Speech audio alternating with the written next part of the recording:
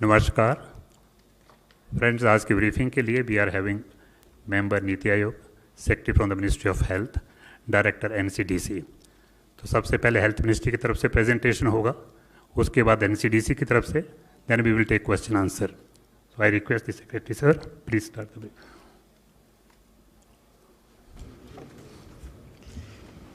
नमस्कार, ये एक संक्षिप्त प्रेजेंटेशन है वर्तमान में कोविड-19 की भारत में जो स्थिति है उसके बारे में।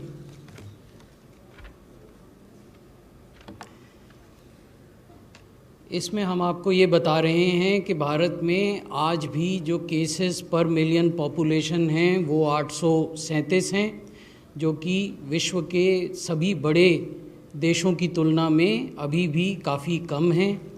और कुछ देश तो ऐसे हैं जहां भारत की तुलना में 12 या 13 गुना अधिक केस हैं पर मिलियन पॉपुलेशन। अगर हम मृत्यु को देखें पर मिलियन पॉपुलेशन के हिसाब से तो ये 20.4 है भारत में। ये भी विश्व में सबसे कम मृत्यु दरों में से है। अनेक देश ऐसे हैं जो आप इस ग्राफ में देख रहे हैं जहां 21 टाइम्स या 33 times higher deaths per million population हैं। ये महत्वपूर्ण स्लाइड है क्योंकि हमारा ये मानना है कि जब हम कोविड से लड़ाई कर रहे हैं तो एग्रेसिव टेस्टिंग सबसे बड़ा हथियार है। और जैसा मैंने पहले भी आपको बताया था कि WHO के गाइडेंस नोट में ये कहा गया है कि एडिक्वेट टेस्टिंग तब होती है जबकि आप प्रतिदिन 140 टेस्ट प्रति 10 लाख पॉपुलेशन करें और इस दर को लंबे समय तक कायम रखें। So you need to do 140 test per day per million and you need to continue this level of testing over a prolonged period of time. तो आप देखेंगे कि वर्तमान में भारत में हम 180 test per day per million population कर रहे हैं। लेकिन एक और जो महत्वपूर्ण बात है वो ये है कि ये जो पर मिलियन टेस्ट का मापदंड है इसको पॉजिटिविटी के साथ जोड़कर देखा जाना चाहिए। केवल टेस्ट कर लेना ही पर्याप्त नहीं है। आपको ये टेस्ट इस स्तर पर 140 टेस्ट प्रतिदिन प्रति 10 लाख पॉपुलेशन करने हैं ताकि आपकी पॉजिटिविटी घटकर 10% पर आ जाए पहले चरण में, और जारी रखना है इस स्तर की टेस्टिंग को ताकि आपकी पॉजिटिविटी घटकर 5% या उससे कम हो जाए। So that is the ultimate aim, to maintain this level of testing and to bring positivity down to 5% eventually और इवन लोअर देन दैट। ये जो अगली स्लाइड है इसमें हम आपको ये बता रहे हैं कि आज भी भारत में 30 राज्य और यूनियन टेरिटरीज़, संघ शासित प्रदेश ऐसे हैं जहां की पॉजिटिविटी भारत की जो पॉजिटिविटी का औसत है उससे कम है। सबसे नीचे भारत की पॉजिटिविटी है देश की, विच इज़ 8.07। ये भी डायनेमिक फिगर है, प्रतिदिन ये बदलता है, तो हम आपको लेटेस्ट आंकड़ा दिखा रहे हैं। और ये वो राज्य हैं, कुछ राज्य, क्योंकि 30 राज्य हम आपको इस स्लाइड में नहीं दिखा रहे हैं, लेकिन वो बड़े राज्य हैं जहाँ की पॉजिटिविटी देश की पॉजिटिविटी से कम है। और जैसा मैंने पहले आपके समक्ष निवेदन किया कि आप 140 टेस्ट प्रतिदिन प्रति 10 लाख पॉपुलेशन तो करें ही, लेकिन एम ये होना चाहिए कि इसके साथ पॉजिटिविटी पहले 10% पर लाएं अगर ज़्यादा है, और फिर धीरे धीरे उसको 5% पर या उससे कम लाएं। तो ये वो राज्य हैं जिन्होंने कि अलग अलग मात्रा में इस लक्ष्य को पाया है। ये स्लाइड मैं आपका ध्यान इसलिए आकृष्ट करना चाहूँगा कि जो 4,02,529 का आंकड़ा है ये महत्वपूर्ण आंकड़ा है। ये देश का वास्तविक कोविड लोड है। The actual load of disease as on date in the country is 4,02,529, और दूसरी तरफ वो 7,24,000 के लगभग लोग हैं जो कि ठीक हो गए, भले चंगे हो गए, अपने घर चले गए, रिकवर कर गए हैं। तो जब हम आंकड़ों की बात करते हैं तो ऐतिहासिक आंकड़ों में हमें उलझना नहीं चाहिए, हमें अपना ध्यान केंद्रित करना चाहिए एक्टिव केसेस की संख्या पर, क्योंकि वो केसेस हैं जो या तो अस्पताल में हैं और हमारे हेल्थ सिस्टम की एफिशिएंसी का इम्तहान उन केसेस के ठीक होने से है, या ये वो केस हैं जो घरों पर हैं, होम आइसोलेशन में हैं और उनकी भी मेडिकल निगरानी की जा रही है। उसके भी अलग अलग तरीके हैं जो हम आगे आपसे विमर्श करेंगे। तो महत्वपूर्ण आंकड़ा 4,02,529 का है जो एक्टिव केसेस हैं। ये मैं आपको दिखाना चाहता हूँ कि कैसे एक्टिव केसेस, डेथ और रिकवर्ड केसेस, ये एब्सोल्यूट नंबर्स हैं। आप देखेंगे कि जो नीला हिस्सा है इस ग्राफ का वो केसेस हैं जो एक्टिव केसेस हैं, यानी जो केस या तो अस्पताल में हैं या घरों में होम आइसोलेशन में हैं। जो हरा हिस्सा है वो दिखाता है जो लोग डिस्चार्ज हो गए, रिकवर करके घरों पर चले गए, और जो बीच में लाल हिस्सा है वो डेथ्स का है, वो मृत्यु जो अनफॉर्चुनेट हुई इस बीमारी से, उसको दिखाता है। आप देखेंगे कि निरंतर जो नीला क्षेत्र है ग्राफ का वो घट रहा है और जो हरा एरिया है ग्राफ का वो बढ़ रहा है, यानी रिकवरी दिनों दिन तेज़ी से बढ़ रही है और एक्टिव केसेस की संख्या दिनों दिन कम हो रही है। महत्वपूर्ण बात ये भी है कि जो लोग आपके पॉजिटिव होते हैं और एक्टिव केसेस में आते हैं, उनमें से कितने की ज़िंदगी, कितनों का जीवन हम अपनी वर्तमान स्वास्थ्य व्यवस्था के तहत बचा नहीं पाते हैं।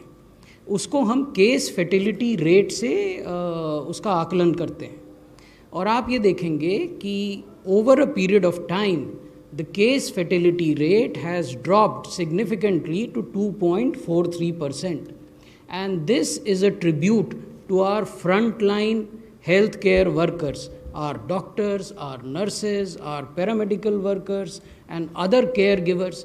ये उन सब के डेडिकेटेड और सम्मिलित प्रयासों का फल है कि आज भारत जैसे बड़े देश का, जहाँ की स्वास्थ्य सुविधाओं की अक्सरह उनको क्रिटिसाइज़ किया जाता है कि वो अपेक्षा के अनुरूप नहीं हैं, तो सीमित संसाधनों के होते हुए भी अगर इतने बड़े देश में केस फर्टिलिटी रेट को 2.43% पर सीमित किया जा सका, तो ये इसमें एक बहुत बड़ा रोल हमारे डॉक्टर्स और पैरामेडिकल वर्कर्स का है।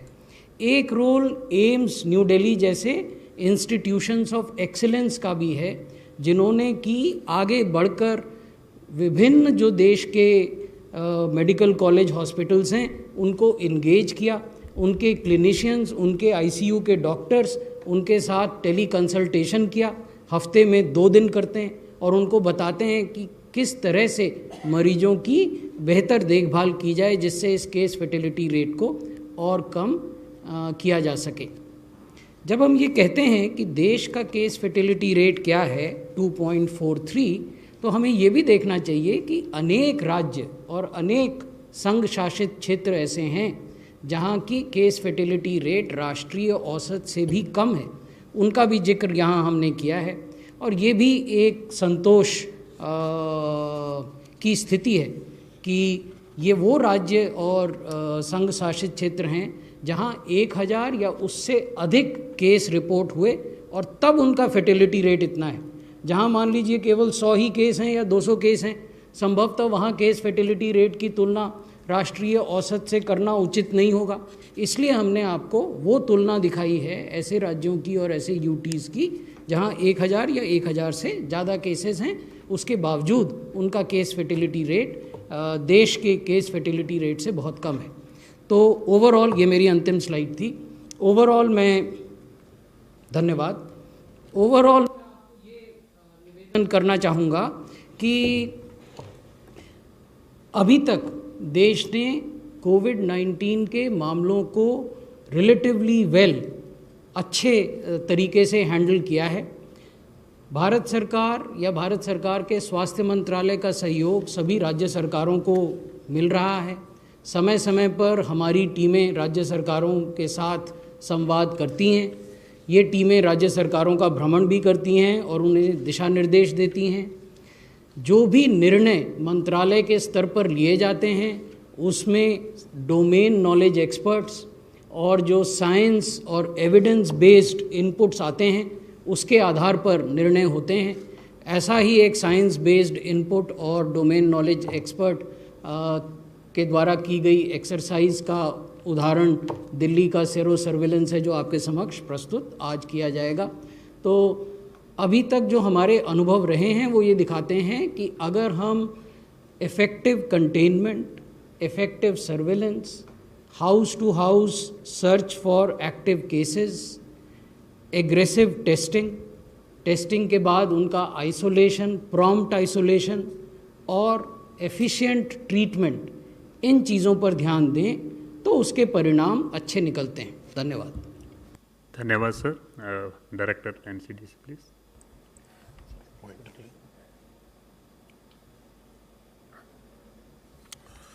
धन्यवाद और सभी लोगों को नमस्कार।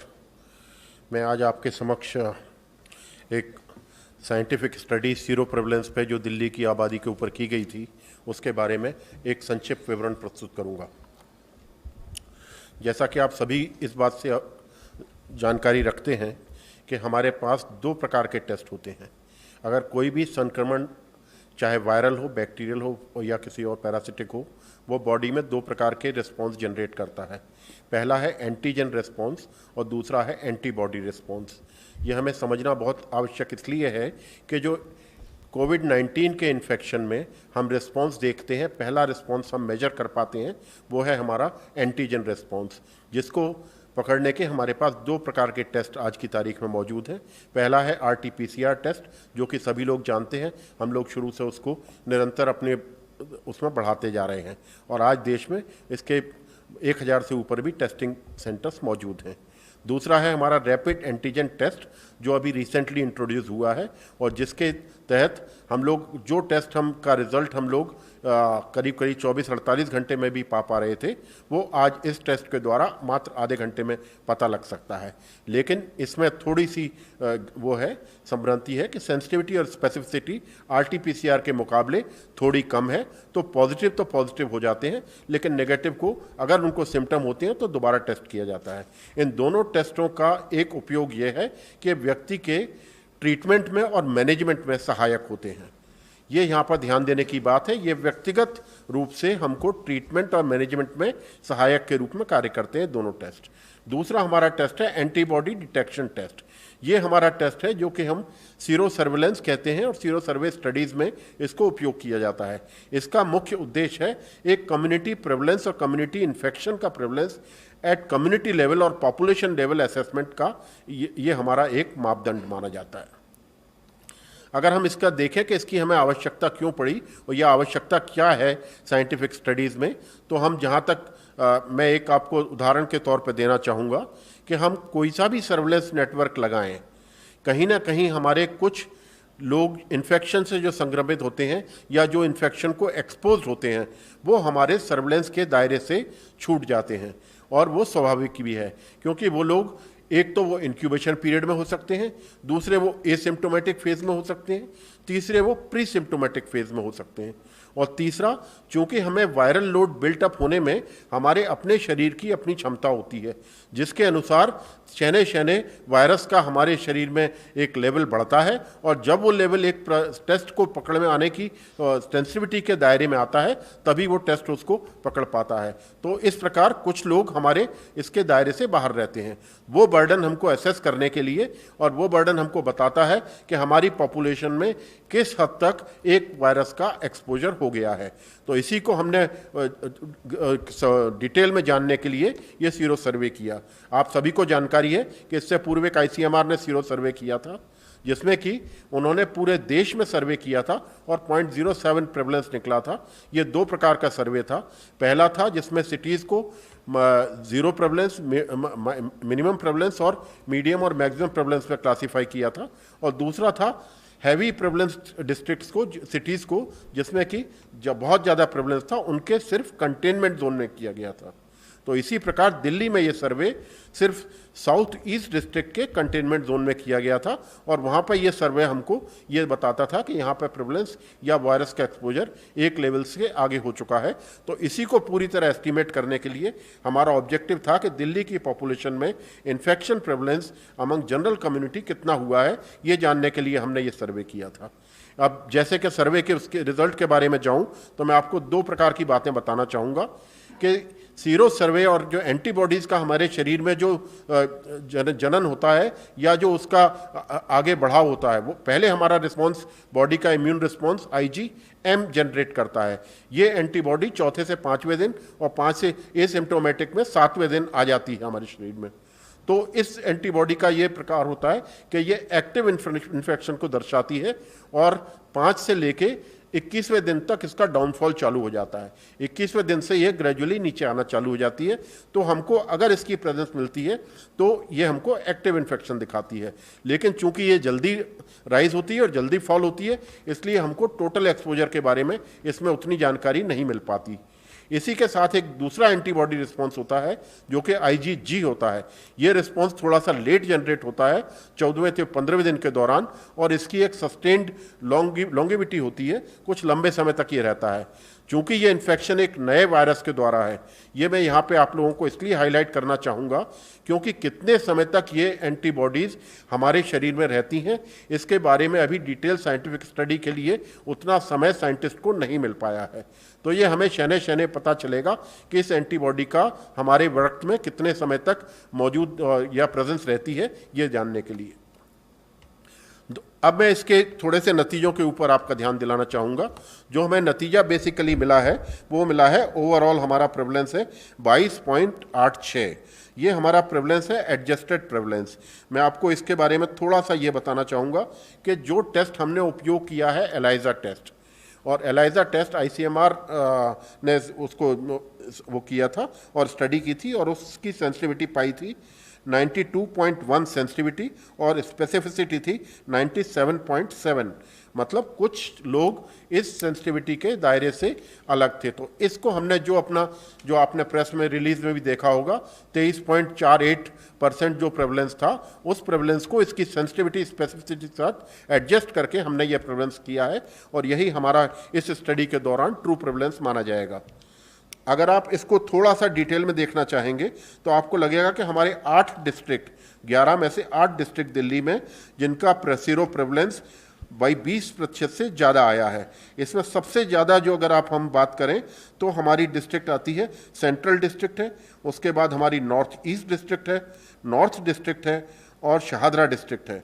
ये हमारे डिस्ट्रिक्ट्स जो है काफ़ी 27% के आसपास इनमें प्रेवलेंस मिला है।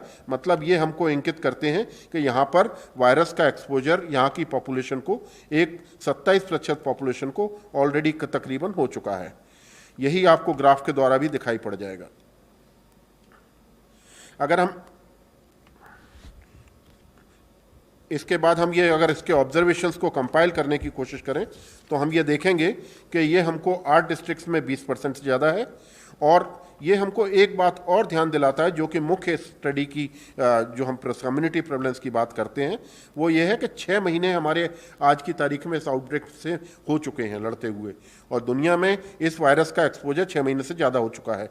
लेकिन फिर भी अगर हम इसको देखें तो हमारी दिल्ली की पॉपुलेशन 22.86% थी आज की तारीख में इससे एक्सपोजर हुआ है या संक्रमित हम उसको मान सकते हैं।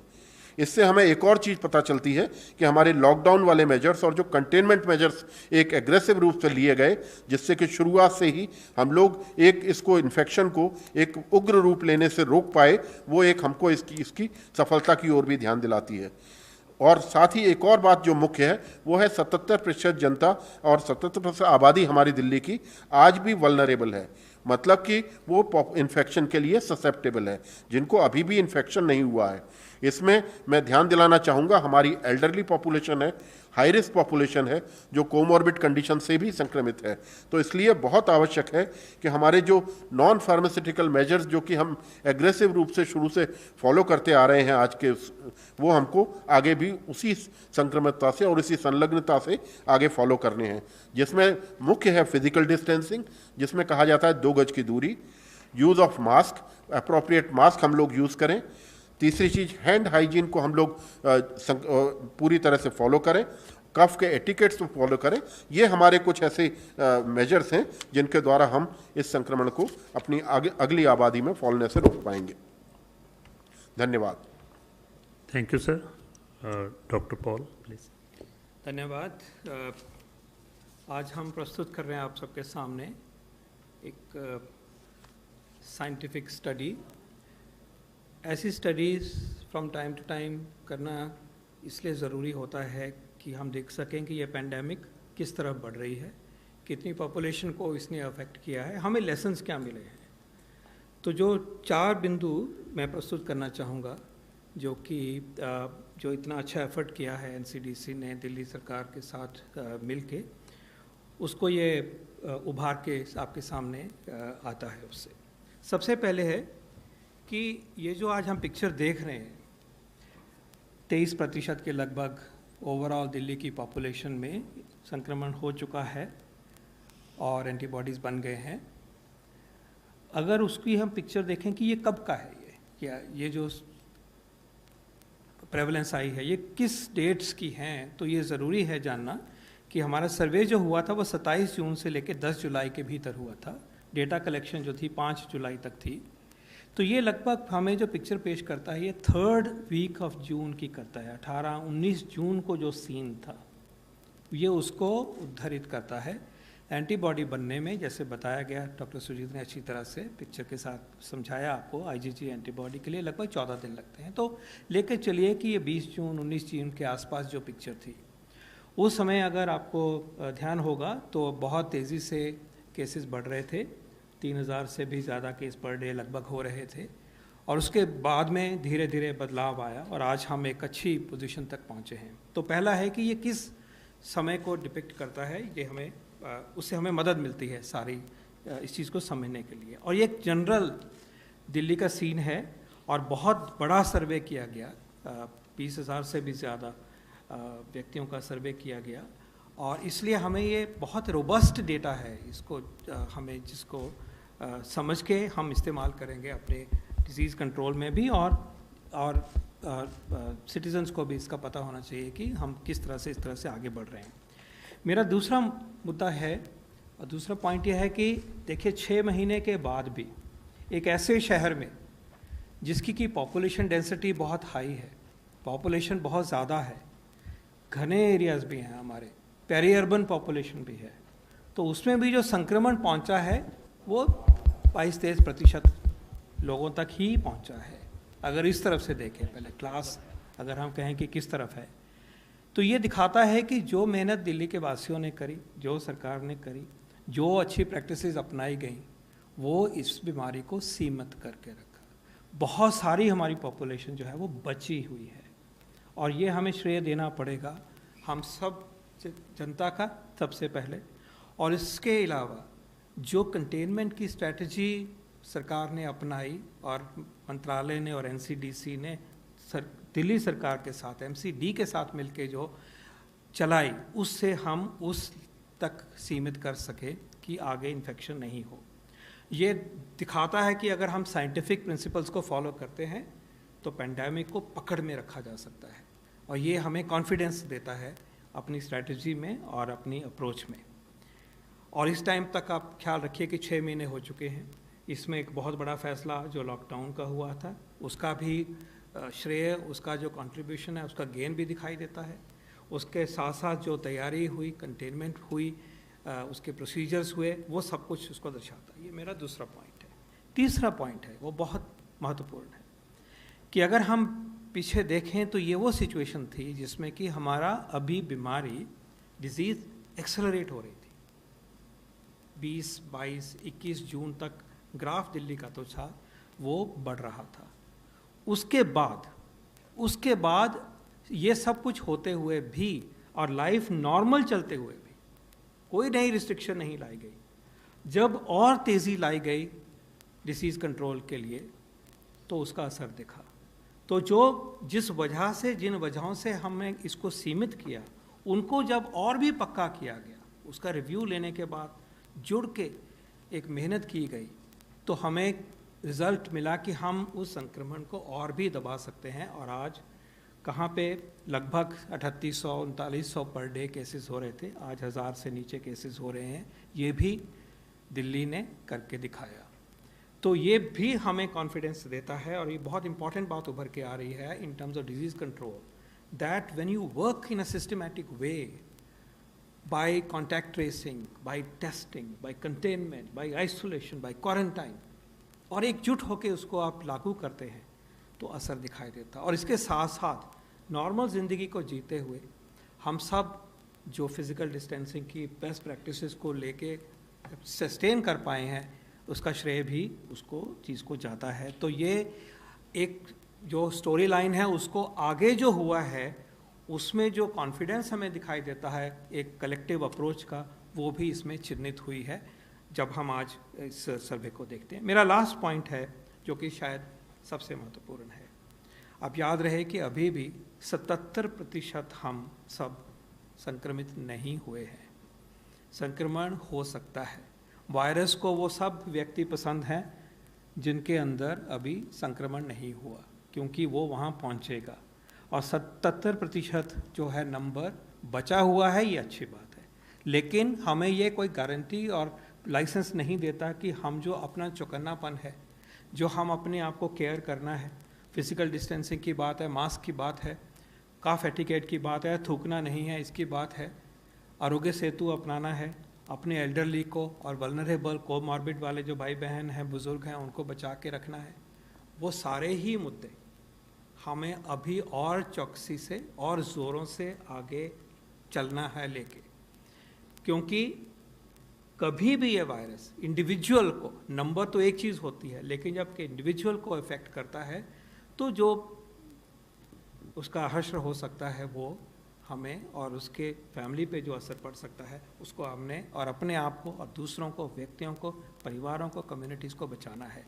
तो ये सबसे महत्वपूर्ण लेसन ये है कि अभी तक कंटेन कर सके हैं, स्ट्रैटेजी काम करती है, और कंटेनमेंट में आगे जो इफ़ेक्टिव रिजल्ट्स दिखाई दिए जा रहे हैं वो भी सामने आ रहे हैं, वो एक्सप्लेन भी हो रहे हैं कि जब हम एफर्ट करते हैं ये सब संभव होता है। लेकिन आगे अभी भी हमें याद रखना है कि प्रिकॉशंस भी रहेंगी, और जो डिजीज़ कंटेनमेंट के एफर्ट हैं उसमें भी कोई कमी नहीं हो सकती, और भी तेज़ी लाई जाएगी, और भी ऊर्जा उसमें डाली जाएगी, और सब मिल के जनता, सिटीजन्स, MCD, दिल्ली सरकार और यूनियन गवर्नमेंट मिल के इस बीमारी को कंट्रोल में लाएंगे, और हम कोरोना के अगेंस्ट इस फाइट को हम जीत के दिखाएंगे। तो एक महत्वपूर्ण दिन है जिस दिन हमने एक important scientific study, scientific information आपके सामने प्रस्तुत करी है। Before I close, I would like to make an important announcement through you, targeted to our doctors across the country. जैसा कि सेक्रेटरी महोदय ने बहुत अच्छी तरह से समझाया कि हमारा देश में मोर्टेलिटी रेट इस बीमारी का अमंग द लोएस्ट है, लेकिन हमने उसको और भी नीचे लाना है अपनी क्वालिटी ऑफ केयर दे के। तो इस उपलक्ष्य में all India institute of medical sciences ने ministry of health and family welfare और नीति आयोग के साथ मिलकर एक national clinical grand rounds on कोविड-19 का एक प्रोग्राम शुरू करना है कल से, जिसमें कि उम्मीद यह है कि उस रिमोट और वीडियो सिस्टम के साथ आउटरीच जो होगा वो हम उम्मीद करते हैं कि हर डॉक्टर जो जहाँ भी है हमारे देश में, बड़े शहर में, छोटे शहर में, कस्बे में, जहाँ भी वो काम कर रहे हैं, उनका जो बेस्ट प्रैक्टिसेस हैं, एविडेंस बेस्ड ट्रीटमेंट है कोविड-19 की, सीरियस मरीजों की, वो हम उनके सामने प्रस्तुत करें, क्योंकि ये इन्फॉर्मेशन बदलती रहती है। इसलिए एक प्रक्रिया चालू कर रहे हैं कि हम नेशनल ग्रैंड राउंड्स करेंगे, क्लिनिकल बातें करेंगे, और वो जो एक्सेस है वो बड़ी आसानी से हो सकती है। covid.aims.edu/CGR,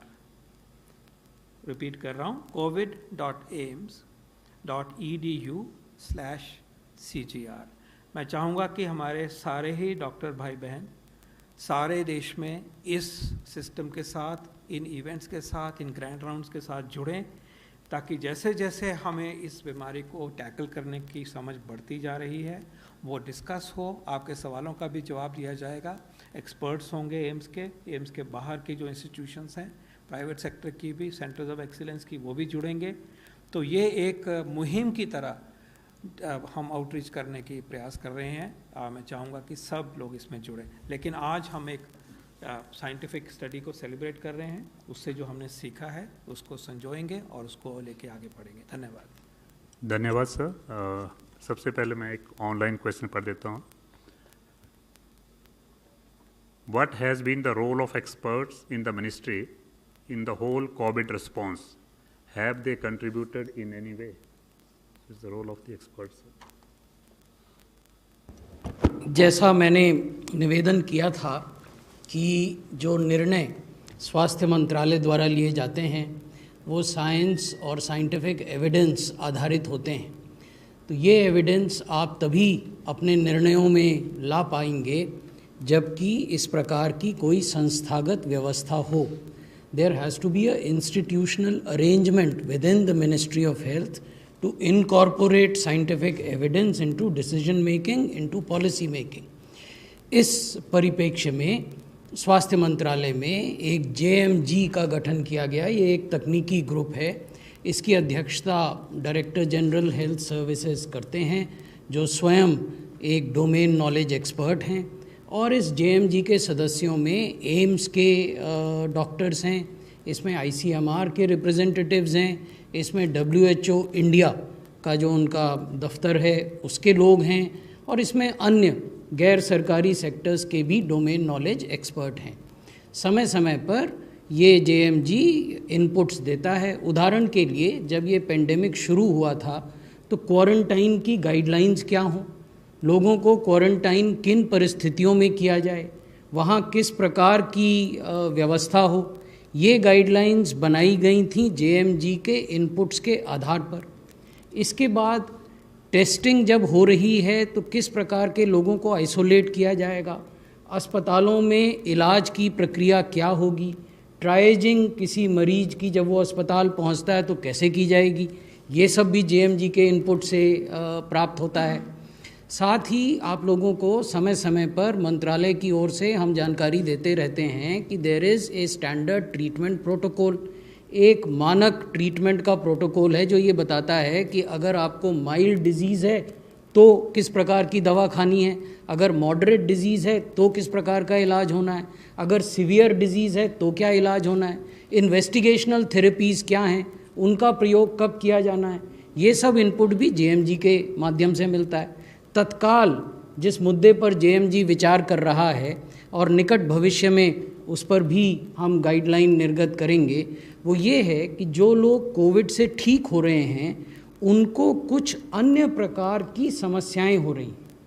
आप कोविड से तो ठीक हो गए, you have recovered, you have come home, लेकिन उसके बाद सांस से संबंधित, हृदय रोग से संबंधित, ऑप्थेल्मोलॉजिकल एस्पेक्ट से, रीनल एस्पेक्ट से, तरह तरह की जो कॉम्प्लिकेशन होती हैं उसमें किस प्रकार की केयर की जाए, तो ये मुद्दा है जिस पर वर्तमान में JMG विचार कर रहा है। तो ये तो एक व्यवस्था है मंत्रालय के भीतर। एक अन्य व्यवस्था टेक्निकल टास्क फोर्स की है जिसमें डॉक्टर पॉल एक बहुत बड़ी भूमिका निभाते हैं, और वो वैक्सीन और डायग्नोस्टिक्स और टेस्टिंग इत्यादि मुद्दों को देखते हैं, और वहाँ से जो इनपुट मिलते हैं उसके आधार पे भी हम गाइडलाइंस निर्गत करते हैं। नंबर 11।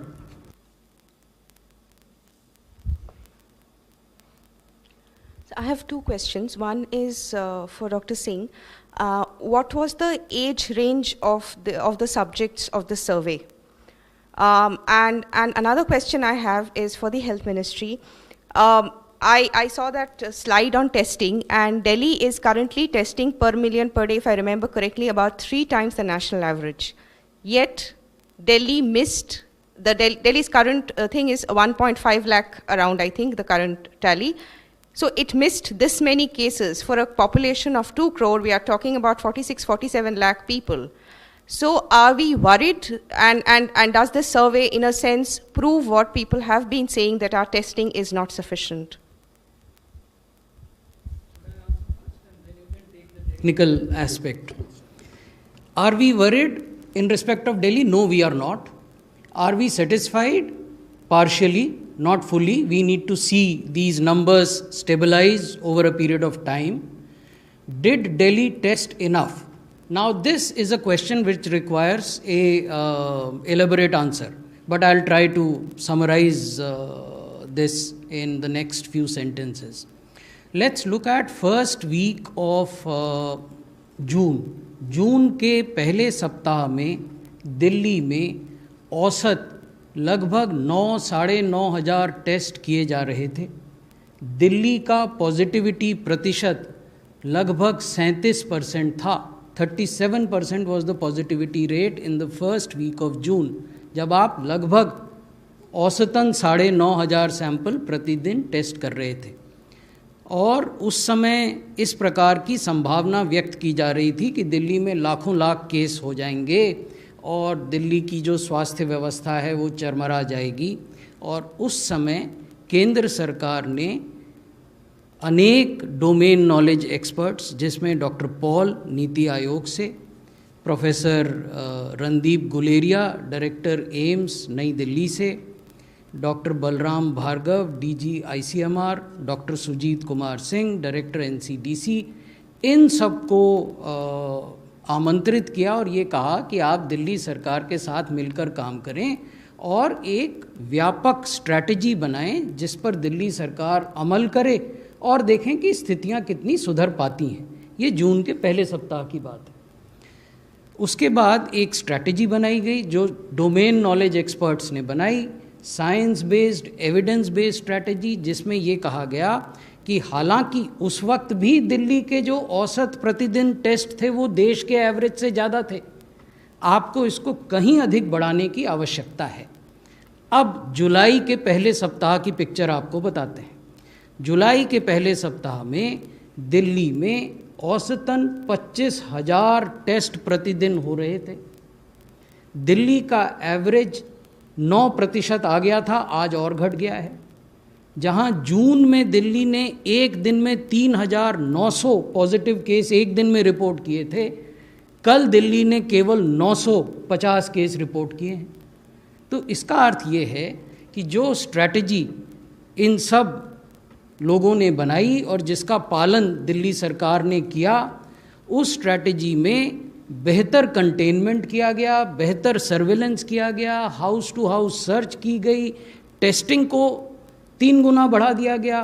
टेस्टिंग में जो लोग पॉजिटिव और लक्षण वाले पाए गए उनको फिजिकली डेंस पॉपुलेटेड इलाकों से बाहर निकालकर कोविड केयर सेंटर या अस्पतालों में ले जाया गया और उसकी वजह से ये आज की स्थिति हम देख रहे हैं. तो उस हद तक संतोष किया जा सकता है. जो डॉक्टर पॉल पहले कह रहे थे कि अगर आप साइंस बेस्ड स्ट्रैटेजी अपनाते हैं, कॉन्टैक्ट ट्रेसिंग और टेस्टिंग पर पूरा बल देते हैं, तो आज भी आप स्थिति को किसी भी इलाके में, दिल्ली तो एक उदाहरण है, आप नियंत्रण में ला सकते हैं. अब एक हिस्सा रह गया आपके सवाल का, वो ये है कि कुछ लोग तो छूट गए. तो मैं आपका ध्यान आकृष्ट करना चाहूँगा डॉक्टर सुजीत के प्रेजेंटेशन पर, जो प्रारंभ में ही उन्होंने कहा था कि जब भी इस प्रकार की कोई महामारी पेंडेमिक फैलती है तो कुछ ना कुछ लोग जो एसिम्प्टोमेटिक या प्री सिम्प्टोमेटिक होते हैं वो हमेशा छूट जाते हैं, भविष्य में भी छूटेंगे वो. लेकिन आपका प्रयास ये होना चाहिए कि अगर आप नदी के बीच में खड़े हैं नाव पर और आपके हाथ में जाल है, तो आपका जाल इतना बड़ा हो और आप इस तेजी से उसको फैलाएं कि अधिकांश मछलियां उस जाल में आएं. आप ये नहीं कह सकते कि नदी के बीच में खड़े होकर जिसमें मछलियां भरी हुई हैं आप एक छोटा जाल लेकर फिशिंग करने के लिए उतरेंगे. तो ये स्ट्रैटेजी का अंतर है. तो वो स्ट्रैटेजी के अंतर को एड्रेस किया और उस एड्रेस करने के परिणाम दिल्ली में निकले. 114 सेकंड एज ग्रुप, हाँ, एज ग्रुप हमने जो लिया 1 साल से बड़े वाले और पूरे एडल्ट पॉपुलेशन को लिया. इसमें 2 में डिवाइड किया था हमने, लेस देन 18 ईयर्स और ग्रेटर देन 18 ईयर्स. ये हमारा सैम्पल डिज़ाइन था और हमने पूरी पॉपुलेशन को डिस्ट्रिक्ट वाइज पॉपुलेशन से प्रोपोर्शनेट पॉपुलेशन सर्वे के हिसाब से सैम्पलिंग की थी. It was a 3-stage sampling design. 114 Sir, this side to your right. Sir, firstly, if you combine and see the numbers of the Sero study, and then also look at the trend of Delhi, does it show that that Delhi has passed the peak? Because yesterday AIIMS director has had basically referred to this. So if you look at both the studies, trends, has Delhi passed its peak? Secondly, there are multiple vaccines being developed across the world. What will be India's strategy on choosing those vaccines for its 1.3 billion population? I'll take, okay, तो I take the first part जो आपने कहा अभी कि जो trend हमें दिख रहा है। देखिए, वायरस का बिहेवियर हमें समझना पड़ता है कि एक ससेप्टेबल जब पॉपुलेशन वायरस को मिलती है, मतलब 100% लोगों को वो इन्फेक्ट कर सकता है, तब बट नेचुरल है इन्फेक्शन रेट हमारा ज़्यादा होता है, इन्फेक्टिविटी ज़्यादा होती है और ज़्यादा लोग संक्रमित होते हैं। इसको अगर हम सब क्लासीफाई करके देखें तो हमारे, हालांकि इसमें और फैक्टर्स भी आते हैं, लेकिन दिल्ली की पॉपुलेशन जब पूरी ससेप्टेबल थी तब हमारा इन्फेक्शन रेट ज़्यादा था। लेकिन एक लेवल के बाद जब वायरस को ज़्यादा लोग नहीं मिलते तो वायरस उससे कम लोगों में जंप कर पाता है। तो हमारा ये, लेकिन जो आपका मेन क्वेश्चन है कि अगर हम इसको सीरो सर्वे को उससे कोरिलेट करें तो इसको अभी हम इतने परफेक्टली नहीं कह सकते। कारण इसलिए क्योंकि विभिन्न दुनिया के देशों में ये सर्वे किए गए हैं और सर्वे के द्वारा हम इस पूरी तरह से इस ट्रेंड को ये नहीं कह सकते कि यहाँ पे ख़त्म हो गया है, क्योंकि ससेप्टेबल पॉपुलेशन अभी भी मौजूद है और ससेप्टेबल पॉपुलेशन पर वायरस का जंप करने का उतना ही अभी भी प्रावधान है। तो इसलिए हमको इसको दोनों तरह से देखना पड़ेगा। आगे हम इसको मॉनिटर करेंगे इस प्रकार से, और जब एक समय आएगा तो हम साइंटिफिक एविडेंस के साथ उसको भी आपसे कहेंगे। और अगर हम उसको ऑप्टिमिस्टिक तरीके से आगे बढ़ाएं एज अ मैसेज, अगर हम अपनी चौकसी बरतते रहेंगे, हम अपना सोशल डिस्टेंसिंग, फिजिकल डिस्टेंसिंग को अच्छा रखेंगे, मास्क पहनेंगे या करेंगे, तो वायरस के लिए उतना ही मुश्किल होगा और हो सकता है फिर इसके बाद वो ऊपर ना आए। तो एक तरह से सोचा जाए तो पीक जो है वो हमारे हाथ में भी है, कि उसी का इंतज़ार नहीं कर सकते कि वो सबको इन्फेक्ट करे और फिर अपनी मर्जी से वो पीक बना के बैठे।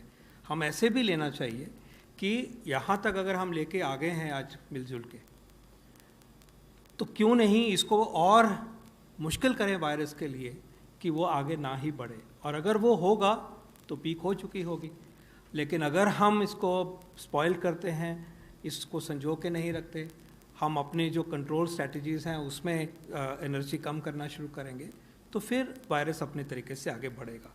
तो डॉक्टर सुजीत ने अच्छी तरह से एक्सप्लेन किया, यही एक सच्चाई है। जो वैक्सीन के बारे में आपकी सवाल है, उसका पहली बात है कि हम इस वैक्सीन की जर्नी में एक अच्छे मुकाम पे पहुंचते हुए दिखाई दे रहे हैं और ये हमें उम्मीद देता है, होप देता है, और इसमें हमारे देश को अग्र श्रेणी में हम देखते हैं जब, तो गर्व भी होता है और प्रॉमिस भी हमें दिखाई देता है, अपने लिए ही नहीं बल्कि सारे विश्व के लिए, मानवता के लिए। अब कल की खबर है कि 2 वैक्सीन्स ने रिएक्टोजेनिसिटी दिखाई, इम्यूनोजेनिसिटी दिखाई, वुहान वैक्सीन ने और ऑक्सफोर्ड वैक्सीन ने, और उन्होंने ये भी दिखाया कि ये सेफ़ है, माइल्ड से साइड इफ़ेक्ट्स होते हैं और एंटीबॉडीज़ बन जाती हैं और टी सेल रिस्पॉन्स भी आती है। तो ये जो आया है नतीजा, ये हमें और भी एनकरेज करता है। और हमें उसमें ये भी बात दिखाई देती है कि उनमें से एक वैक्सीन जो है, ऑक्सफोर्ड वैक्सीन है, उसके जो बनना है, उसका मैन्युफैक्चरिंग जो है, ऑलरेडी हमारे एक अच्छी कंपनी है सीरम इंस्टीट्यूट, उनके साथ उनका एग्रीमेंट है, और हमारी ये एक बहुत अच्छी शिरोमणि कंपनी जो लाखों करोड़ों वैक्सीन पहले बना चुकी है, अभी तक के जो कार्यक्रम हैं वैक्सीन के, वो आगे बनाने में सक्षम है और मिलियंस ऑफ डोजेस बनाने की ताकत रखते हैं। और वो, क्योंकि वो फ़ेज़ 1 फ़ेज़ 2 के अब रिज़ल्ट्स आगे हैं, मैं समझता हूँ कि वो अब तैयार हैं कि वो फ़ेज़ 3 देश में करने के लिए आगे बढ़ेंगे, और इस तरह से हम सारा देश एक वैक्सीन की तरफ आगे बढ़ रहा है इस वैक्सीन के द्वारा। इसके अलावा आपको मालूम है कि भारत के indigenous 2 vaccine phase 1 phase 2 trial में आगे हैं और वो अपने तरीके से इस जर्नी में आगे बढ़ रहे हैं।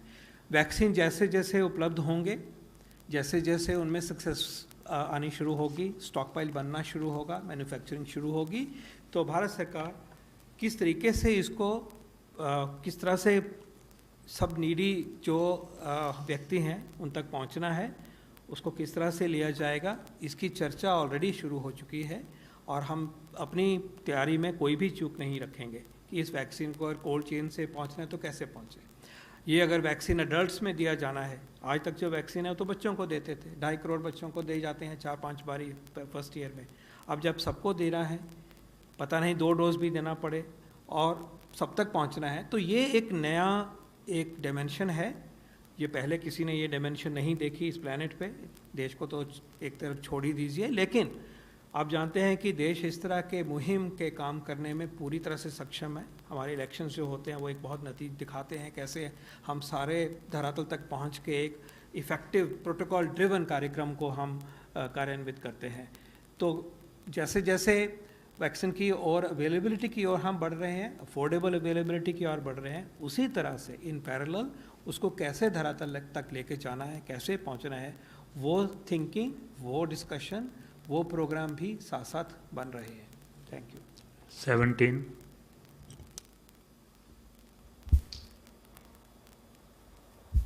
सर मेरा 2 सवाल है। मैं नितेंद्र हूँ डीडी न्यूज़ से। पहला है कि पिछले 2 हफ्तों में पॉजिटिविटी रेट बढ़ी है, यह एक चिंता का विषय है। इस बारे में कैसे इसको आप एक्सप्लेन करेंगे। दूसरा सवाल है कि दिल्ली में रैपिड एंटीजन टेस्ट कई फॉल्स निगेटिव आ रहे हैं, इस मामले में आप क्या कहना चाहेंगे। पहला तो जो प्रश्न था वो पॉजिटिविटी का है, बढ़ती हुई पॉजिटिविटी जो हम समय समय पे राज्य सरकारों से और संघ शासित क्षेत्रों से विमर्श करते हैं, रिव्यू करते हैं। वहाँ पहली बात जो भारत सरकार का स्वास्थ्य मंत्रालय राज्य सरकारों से साझा करता है वो ये है कि बढ़ती पॉजिटिविटी से घबराने की ज़रूरत नहीं है। Let the high number of positive cases not overawe the state governments and the people who are engaged in management of this disease. जब आप एग्रेसिवली टेस्ट करेंगे तो शुरुआती दौर में आपकी पॉजिटिविटी बढ़ेगी, लेकिन जब आप उस एग्रेसिव टेस्टिंग को एक स्तर पर मेंटेन करते हैं, यानी दिन ब दिन आप उतने ही टेस्ट कर रहे हैं जैसा दिल्ली ने करके दिखाया, अन्य जगह अब कर रहे हैं इस उदाहरण को फॉलो करते हुए, तो positivity rate eventually comes down and that is what the guidance of WHO is also there which we have shared with the state governments. तो ये तो पॉजिटिविटी रेट का है। अब आप जो फॉल्स नेगेटिव की बात कर रहे हैं, मैं इसको दूसरे तरीके से आपको समझाने का प्रयास करूंगा। शुरुआत में जब ये पेंडेमिक शुरू हुआ था तो केवल RT-PCR टेस्ट होते थे और उसको गोल्ड स्टैंडर्ड अभी भी माना जाता है टेस्टिंग के दृष्टिकोण से। RT-PCR की लैब्स की संख्या भी प्रोग्रेसिवली बढ़ी और जो हमारी क्षमता थी लोगों को टेस्ट करने की वो भी बढ़ी। लेकिन उसके बाद रैपिड एंटीजन टेस्ट भी आ गए जो कि आधे घंटे में आपको रिज़ल्ट दे देते हैं। तो जब ये टेस्ट आए तो एक संयुक्त गाइडलाइन निर्गत की गई सभी राज्यों को, जिसमें ICMR और स्वास्थ्य मंत्रालय ने बताया कि आपको रैपिड एंटीजन टेस्ट कहाँ करने हैं। और रैपिड एंटीजन टेस्ट में जो पॉजिटिव आते हैं वो तो 100% पॉजिटिव हैं ही, उस पर बहस नहीं है।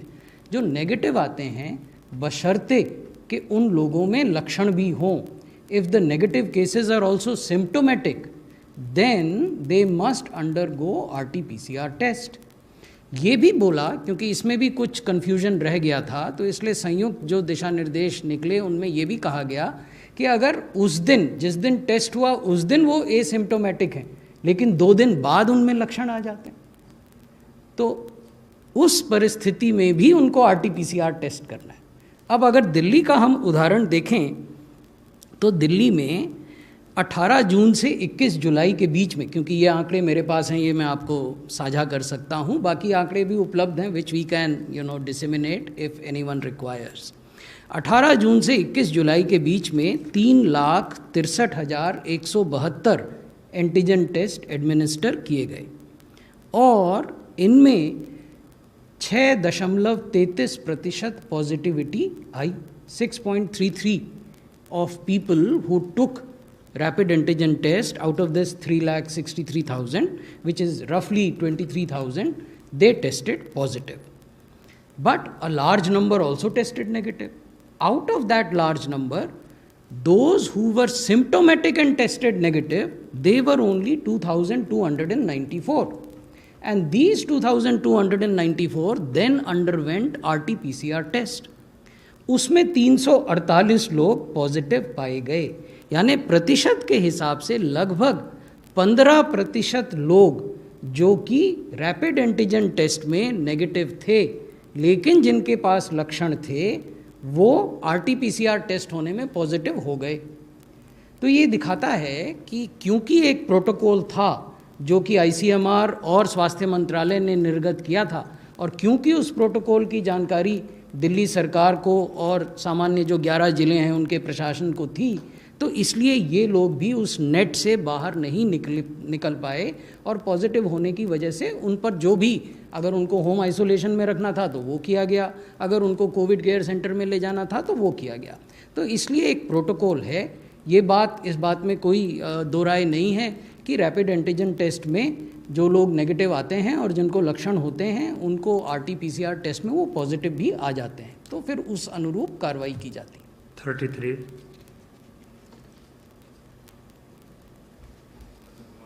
TV9 भारतवर्ष से। सर, बिहार अभी सेंट्रल टीम गई थी, वहाँ के हालात बहुत ख़राब हो रहे हैं और कई तरह के विजुअल्स आ रहे हैं कोरोना संक्रमण में लोगों को लेके, किस तरीके से देखते हैं और वहाँ की क्या स्थिति आप लोगों ने देखी है मेडिकल इंफ्रास्ट्रक्चर और दूसरी चीज़ों को लेके? Lav, would you want to take that question? ये बिहार गए थे केंद्रीय टीम का नेतृत्व करते हुए। जैसे कि आपकी नॉलेज में है कि government of India state government के साथ चर्चा करते हुए अपनी टीम्स समय समय पर भेजती रहती है, डिफरेंट स्टेट्स में हम लोग जाते रहते हैं। उसी के अंतर्गत हम लोग यानी कि मैं साथ में डायरेक्टर NCDC और एम्स के हमारे क्लिनिशियन हम लोग बिहार गए थे। वहाँ पर मुख्यतः जो हमने देखा है वह यह है कि जब माइग्रेंट पॉपुलेशन वहाँ पर वापस गई थी तो स्टेट ने उसको बड़े अच्छे ढंग से मैनेज किया और केसेस का स्प्रेड रोकने में स्टेट काफ़ी हद तक सफल रही। उसके साथ ही जब केसेस की दर वहाँ पर थोड़ी बढ़ने लगी तो स्टेट ने एक बड़े प्रोएक्टिव स्टेप के रूप में पूरी स्टेट में वहाँ पर लॉकडाउन इस मंथ एंड तक लगाया हुआ है। जो हमारी स्टेट के ऑफिशियल से, स्टेट के चीफ सेक्रेटरी साहब से, स्टेट के हेल्थ मिनिस्टर साहब से जो डिस्कशन हुआ, जो ब्रीफिंग हुई और जो फील्ड विजिट हुई, उसमें जैसे कि अब इससे पहले मेरे सीनियर कोलीग्स ने आपको बताया है कि हमारा बड़ा क्लियर फोकस है कि सबसे पहले तो हमें टेस्टिंग पर ध्यान देना है। हम जितनी ज़्यादा टेस्टिंग करेंगे उससे हमें दो एडवांटेज मिलते हैं। एक तो हम उस पेशेंट को टाइम पर आइडेंटिफाई कर लेते हैं जबकि वह एसिम्प्टोमेटिक या प्रीसिम्प्टोमेटिक स्टेज में है, यानी कि वह सीरियस सिम्टम्स नहीं होते, तो उसको हमें बेसिकली कम ट्रीटमेंट से हम उसको इलाज कर सकते हैं। दूसरे ही अगर हम जल्दी टेस्टिंग करते हैं तो वह पेशेंट दूसरे लोगों को इन्फेक्ट नहीं कर पाता क्योंकि हमने उसको टाइम पर आइडेंटिफाई कर लिया। तो इसी के तहत हमने स्टेट से रिक्वेस्ट की है कि टेस्टिंग इंफ्रास्ट्रक्चर को और बढ़ाया जाए। इसके साथ ही जैसे कि आप सब लोगों को इससे पहले भी मालूम है कि testing link with containment is a very important strategy, तो जिसके तहत हमने स्टेट गवर्नमेंट से रिक्वेस्ट की है कि जो उनके कंटेनमेंट जोन्स हैं उनको गवर्नमेंट ऑफ इंडिया की गाइडलाइंस के तरीके से बनाया जाए, उसके हिसाब से उसको मॉनिटर किया जाए। और उसमें भी सबसे मुख्य अंश है कि पेरीमीटर कंट्रोल के साथ साथ हम जितने भी वहाँ पर हमारे जो हाउस होल्ड्स हैं उनको एक्टिव केस सर्च से केस आइडेंटिफिकेशन में सारी और ILA केसेस को हम लोग आइडेंटिफाई करें। तीसरा बिंदु जो इसमें एक मुख्य बिंदु है कि जो है हमारा लॉकडाउन का फेज जो बिहार में अभी चल रहा है, इसको हम सही ढंग से सदुपयोग करें और वहाँ पर हम अपने हॉस्पिटल इंफ्रास्ट्रक्चर को और अपग्रेड करें। हॉस्पिटल इंफ्रास्ट्रक्चर अपग्रेड करने के संबंध में एक और मुख्य अंश है कि हॉस्पिटल बनाना, हॉस्पिटल डेडिकेट करने के साथ साथ हम वहाँ पर जो हमारा हॉस्पिटल स्टाफ है उसकी कैपेसिटी अपग्रेडेशन भी साथ ही लें। जैसे कि इससे पहले हमने आपको बताया कि एम्स दिल्ली के साथ मिलकर हमने एक वहाँ पर सेंटर ऑफ एक्सीलेंस बनाया जिसके थ्रू हम वहाँ पर clinical management protocol, infection prevention management और पर्सनल प्रोटेक्शन और ट्राइजिंग से संबंधित टेक्निकल जो नॉलेज है वो डिसेमिनेट करते रहते हैं।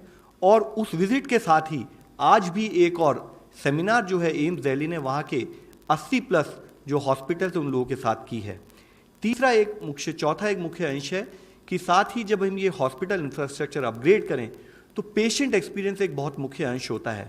जैसे कि आप लोगों को मालूम है कि अगर कहीं पर भी कोई कोविड पेशेंट पॉजिटिव आए तो एक थोड़ा बहुत डर, एक भय, एक शंका जो होती है, उसके लिए एक प्रोएक्टिव वे में कैसे सिस्टम बनाया जाए कि उस पेशेंट को हम लोग इंटरेक्ट कर सकें उसको हॉस्पिटल टाइप या होम आइसोलेशन जैसे कि गाइडलाइंस कहती है उसके अंतर्गत उसका ट्रीटमेंट हो सके, उसके लिए जैसे कि दिल्ली में और बहुत सारे राज्यों में किया गया है, क्या हम आईटी का इस्तेमाल करते हुए बेड वैकेंसी पोजीशन दिखाते हुए साथ में उन पर्टिकुलर पेशेंट को एक सीमलेस एम्बुलेंस सर्विस से टाइप करते हुए उसको हम एडमिशन या होम आइसोलेशन और उसका ट्रीटमेंट प्रोटोकॉल फॉलोअप कर सकें।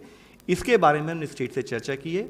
स्टेट में काफ़ी पॉजिटिव स्पंदना थी और हम आशा करते हैं कि ऑलरेडी स्टेट में काफ़ी जो काम हुआ है उसी के चलते हुए स्टेट में अच्छे ढंग से केसेस मैनेज हो सकेंगे। 260.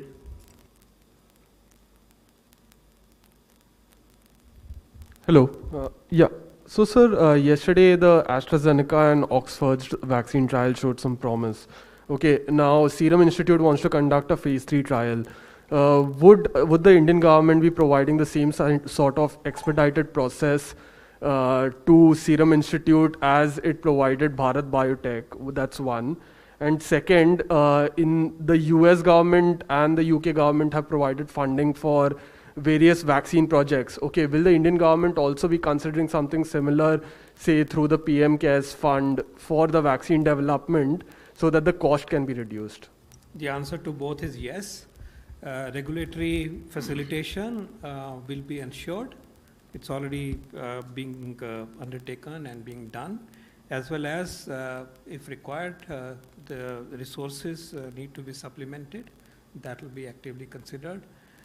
The Government of India will leave no stone unturned to ensure that people of India and the international community has access to an Indian vaccine at the earliest possible. So every possible facilitation will be ensured, making sure that the vaccine trials are done with scientific rigor, ethical rigor, and we arrive at a vaccine option that's affordable. Therefore, all efforts will be made. Sir, online question. Add on regulation. You see, right from the time the pandemic began, the CDSCO, that is the Indian National Regulator, has put in place a accelerated approval process which is uniform, universal, applies to all applicants. So we will not be going out of our way for a specific applicant. This special dispensation is already available, and both indigenous as well as external manufacturers and importers have utilized this accelerated regulatory process. DCGI's office is acting in a proactive manner in this entire exercise, whether it is a question of according market authorization or emergency authorization to new drugs, repurposed drugs, diagnostic kits or vaccines. So we don't make a distinction for one specific promoter or agency. There is a standardized process which is accelerated process which applies to all. Sir, what is the share of antigen tests and the negative testing samples under antigen test? How many are followed up with RT-PCR? How many negative samples were asymptomatic? This is already replied when the gentleman here asked that question. 59. Sir, मैं प्रशांत हूँ ABP news से। एक कल DG health services का एक advisory आई N95 mask को लेकर, जो रेस्पिरेटरी वॉल्व के साथ, जो उसमें ऐसा क्या हो गया सर? क्योंकि कई दिनों से शुरू से ये इस्तेमाल हो रहा है। क्या आधार था आप लोगों के ये कहने का कि उसको इस्तेमाल नहीं किया जाए? उसमें क्या खराबी है? और दूसरा, वेस्ट बंगाल के चीफ सेक्रेटरी ने कल कहा है, शायद केरल से भी ये बात आई है, कि उनके राज्य में कुछ इलाकों में कम्युनिटी ट्रांसमिशन शुरू हुआ है। उसके बारे में कोई जानकारी हो तो बताएं। पहले मास्क जिनमें वाल्व होते हैं, ये एक रैपिडली डेवलपिंग सिनेरियो है, जैसा आप जानते हैं। जैसे पहले ये कहा जा रहा था कि जो कोविड का ट्रांसमिशन है वो ड्रॉपलेट आधारित ट्रांसमिशन है। उसके बाद साइंस ने कुछ और स्टडीज़ की और ये कहा गया कि अगर आप इनक्लोज्ड स्पेसेस में हैं, बंद कमरों में हैं, वर्क प्लेसेस में हैं, तो इस बात की संभावना है कि जो छोटे ड्रॉपलेट हैं वो हवा में देर तक सस्पेंड रह सकते हैं और एयरबोर्न इन्फेक्शन भी हो सकता है।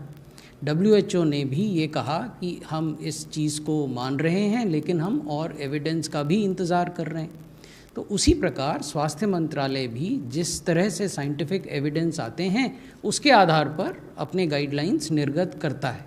हाल के दिनों में कुछ साइंटिफिक स्टडीज़ हुई जिन्होंने ये कहा कि इस प्रकार के N95 मास्क, यहाँ मैं ये भी बताना चाहता हूँ कि N95 मास्क रेस्पिरेटर जिसको वैल्व कहते हैं उसके साथ और बिना रेस्पिरेटर, जैसा ये सज्जन ने यहाँ पहना हुआ है, हाँ ये भी N95 मास्क है और शायद इसमें रेस्पिरेटर नहीं है, कम से कम यहाँ से नहीं दिख रहा, अच्छा है।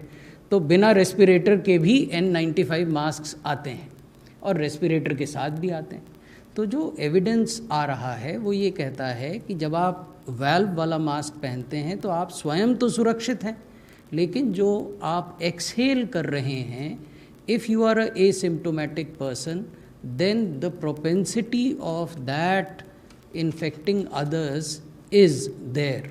This is a evolving situation. अगर कुछ और तथ्य हमारे सामने आएंगे और हमें ये आवश्यकता लगेगी कि इसमें कुछ संशोधन करने की ज़रूरत है तो हम करेंगे। वर्तमान स्थिति यही है जो हमने अपनी गाइडलाइंस में बताई है। तो ये तो मास्क की बात हो गई।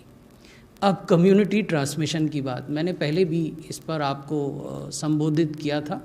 मैं संक्षेप में आपको ये बताता हूँ कि कम्युनिटी ट्रांसमिशन की कोई परिभाषा WHO ने नहीं दी है। There is no standard definition given by WHO of community transmission. तो जब स्टैंडर्ड परिभाषा नहीं है तब क्या स्थिति है? WHO permits that its member nations can, based on their own circumstances, categorise the spread of disease. इसका अर्थ ये हुआ कि WHO के जो सदस्य देश हैं वो अपनी स्थानीय परिस्थितियों के आधार पर ये कैटेगराइज कर सकते हैं कि उनके देश में डिजीज़ स्प्रेड की क्या स्थिति है। तीसरी महत्वपूर्ण बात जो समझने की है वो ये है कि कम्युनिटी स्प्रेड मोटे तौर पर क्या है। अगर परिभाषा नहीं है तो कुछ तो एक समझ, अंडरस्टैंडिंग साइंटिफिक कम्युनिटी में होगी। तो जो ब्रॉड समझ है वो ये है, if it is impossible to trace the transmission chain then it is community transmission. अब व्हाट डज दिस मीन, ये भी समझने में कुछ कठिनाई हो सकती है।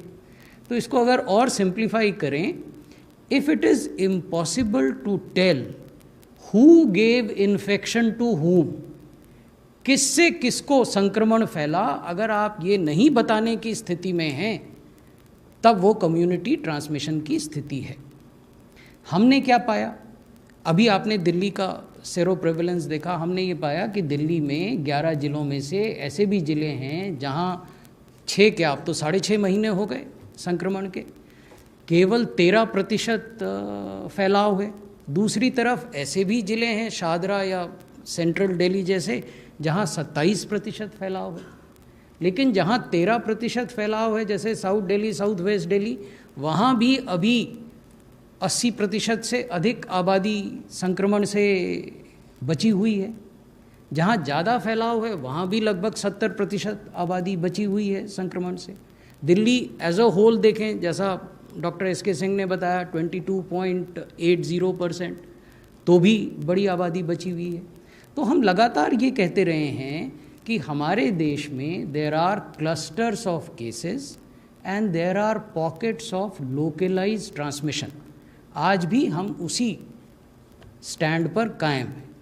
लेकिन अपने आप में ये महत्वपूर्ण नहीं है कि किस प्रकार का ट्रांसमिशन हो रहा है। महत्वपूर्ण ये है कि आप ज़मीन पर क्या कार्रवाई कर रहे हैं।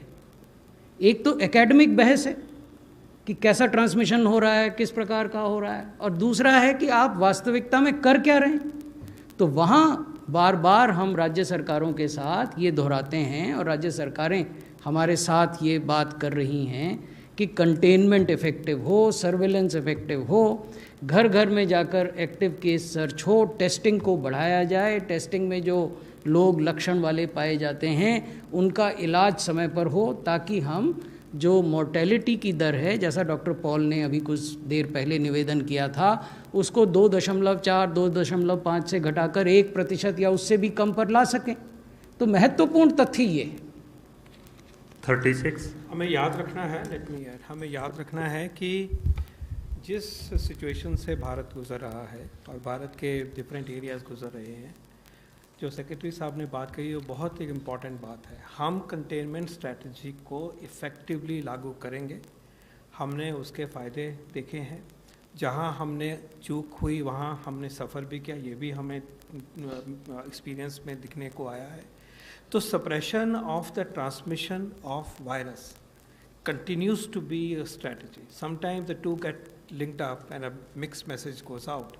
Let's be very clear that we will continue to work hard in all areas to suppress the chain of transmission through containment, through perimeter control of the zones, through testing, through quarantine, through isolation. This is the mainstay strategy as of today, and it has stood the test of time. There will be no dilution, and no part in India should give it up. And this is our request, that you please add your weight to be part of this strategy to contain the disease. Thank you. Sir, मेरा नाम ललित है, मैं total TV से हूँ। मेरा एक सवाल sir ये है कि जैसा कि आज भारत सरकार का ये विमर्श है कि ज़्यादा टेस्टिंग अगर हम करते हैं तो हमको उसका ज़्यादा फ़ायदा मिलेगा आने वाले समय में, और आज हम कई राज्यों के साथ साथ देश भर में देख रहे हैं कि टेस्टिंग का लेवल लगातार बढ़ गया है। मेरा सवाल सर ये है कि इस टेस्टिंग को बढ़ाने की मांग पहले भी हो रही थी, लगातार ये एक बार पॉलिटिकल एजेंडा भी बन गया था। उस वक्त क्यों नहीं बढ़ाया गया ये टेस्टिंग, अब क्यों बढ़ाया गया? क्या इसका क्राइटेरिया है आखिर? हमें याद रखना चाहिए कि ये पैंडेमिक जो है ये कुछ महीनों की से ही शुरू हुई है। हमें याद रखना चाहिए कि जब ये पैंडेमिक शुरू हुई तो ना टेस्ट था, ना टेस्ट करने का सिस्टम था। हमारे पास एक लैब थी जहाँ से हम शुरू करे हैं। धीरे धीरे क्षमता बढ़ी, धीरे धीरे पैंडेमिक भी बढ़ी अपने तरीके से, क्योंकि उसका बढ़ना है वो एक प्रोग्रेशन है, ससेप्टेबल पॉपुलेशन में आता है। तो जैसे जैसे वक्त बदला हमारी टेस्टिंग स्ट्रैटेजी भी बदलती गई। बिल्कुल शुरू में हम लिमिट करते थे, जो बाहर से ट्रैवल करके आए हैं उनको ही लेते थे, उनके आसपास वालों को लेते थे। धीरे धीरे इसका रूप बढ़ा और ये इन टैंडम चलता रहा। अगर उस टाइम पे कहें कि आजकल की नॉर्म हमने इस्तेमाल करनी थी तो ज़रूरत ही नहीं थी उस स्टेज पे। जब क्षमता बढ़ी तो हमें उसको आगे तक ले जाने के लिए, नए नॉर्म्स तक पहुंचाने के लिए, ज़्यादा डिज़ीज़ को कंटेन करने के लिए जो इन्फॉर्मेशन चाहिए, जो डेटा चाहिए, जो लोगों के बारे में हमें पता होना चाहिए कि धरातल पे कितनी प्रेवलेंस है, वो हम सभी को मिलना शुरू हो गया। आज बड़ी खुशी की बात है कि हम 3,60,000 के करीब टेस्ट पर डे कर सकते हैं। ये हम सोच भी नहीं सकते अभी कुछ दिनों तक। देश के अंदर RT-PCR बनना शुरू हो गया है, एंटीजन टेस्ट बनना शुरू हो गया है, एक्सट्रैक्शन मशीन्स बननी शुरू हो गई हैं। इतना कुछ हुआ है तो क्षमता बढ़ी। तो दोनों का एक तरह से तालमेल चलता रहा। जैसे जैसे ज़रूरत हुई, वी हैव बीन फॉर्चुनेट कि हम अपने मीन्स के अंतर्गत टेस्टिंग कैपेसिटी को बढ़ाते रहे हैं। और जैसे अभी हमारे प्लान्स हैं, अगले कुछ हफ्तों में testing capacity 5-5.5 lakh per day की हो जाएगी। और उसके बाद में मीडियम टर्म में मुझे अश्योर किया गया है कि हम 1 मिलियन पर डे की कैपेसिटी तक पहुंच जाएंगे। तो जैसे जैसे सिचुएशन बदली, टेस्टिंग स्ट्रैटेजी बढ़ी, टेस्टिंग का साइज़ बढ़ा, और टेस्टिंग में जो विभिन्नता आई कि एंटीजन टेस्ट भी आ गया, RT-PCR भी आ गया, और कहीं पे एंटीबॉडी से हम इंफॉर्मेशन लेना शुरू कर रहे हैं। और तरह एंटीजन में भी और एंटीबॉडी टेस्ट में भी हमारे पास और तरह के मल्टीपल ऑप्शंस अवेलेबल होने शुरू हो गई हैं। तो जैसे जैसे इवॉल्व हुआ, टेस्टिंग इवॉल्व हुई, and we are very satisfied the way India has performed in this regard. Last question number 9। Thank you, sir. Sneha from CNN News 18. My question, I have 2 questions, please allow me. My first question is to Dr. Singh. Sir, you've spoken about Delhi and the Sero survey results in Delhi, but there are certain news reports that suggest that there is prevalence of 55% among the population in cities like Ahmedabad of population who are in fact carrying antibodies right now, which means that a larger chunk of the population has already faced the infection or already has been exposed. What do you have to say about Ahmedabad and other cities? And my second question is that, and this is a clarification, if a person has antibodies, will that person need to be quarantined if he or she comes in contact with a confirmed positive COVID-19 patient, or has the immunity passport concept is something that you all are going by? First question, I must say that I am not aware that where any systematic survey of population-based survey has been conducted in Ahmedabad. Having said that, yes, ICMR did a study where seroprevalence was found to be 34% in Ahmedabad. But yes, we are planning to undertake sero surveys in many cities in the similar way, population-based survey. That was specifically in containment zone. Yes, sir, thank you, sir, for pointing out. Because in Delhi also what we noticed in containment zone was only 9 to 11%. It wasn't that high in that area. But it differs from time to time. That should be kept in mind. Like sir has rightly mentioned, that our survey result do not point to the current situation in Delhi. ये सर्वे हमें बताता है 19 जून को 18 जून को हमारे दिल्ली में infection load कितना था या कितनी पॉपुलेशन उससे एक्सपोज हुई थी जिनमें कि एंटीबॉडी हमारे टेस्ट ने डिटेक्ट की। तो ये एक एस्पेक्ट है। दूसरा, आपने जो बात करी कि एंटीबॉडी होने से इन्फेक्शन का चांस बता रहे हैं, ये दोनों अलग अलग बातें हैं। मैं आपको इसलिए कह रहा हूँ कि री इन्फेक्शन के केसेस आज तक कहीं पर नोटिस नहीं हुए हैं कोविड में, जहाँ तक कहा जाए। लेकिन एंटीबॉडी आपको प्रोटेक्शन देती है, उससे ये चीज़ अभी थोड़ी सी रिसर्च का विषय है, इसके ऊपर अभी और क्लैरिटी आने की आवश्यकता है। तो मैं ये भी एक यहाँ पर क्लियर करना चाहूँगा सबको कि जिनमें एंटीबॉडी डेवलप हो गई है उसका कोई ये पूरी तरह से ये नहीं है कि मेरे को एंटीबॉडी डेवलप हो गई या मेरे को इन्फेक्शन या मैं पूरी तरह से हर चीज़ से प्रोटेक्टेड हो गया हूँ। तो ये इस तरीके का दोनों को लिंक करना मेरे हिसाब से सही नहीं होगा। I think that has been explained. अगर आप पॉजिटिव केस के कांटेक्ट में आएंगे तो आपको इन्फेक्शन के, जब यही मैं कह रहा हूँ, आपको एंटीबॉडी ने कितना लेवल का प्रोटेक्शन दिया इसका अभी, और कितने ड्यूरेशन तक वो प्रोटेक्शन लास्ट करेगा, ये दो चीज़ें अभी भी एक डाइसी क्वेश्चन है जो पूरी तरह से साइंटिफिक एविडेंस बेस्ड नहीं कहा जा सकता। Thank you very much.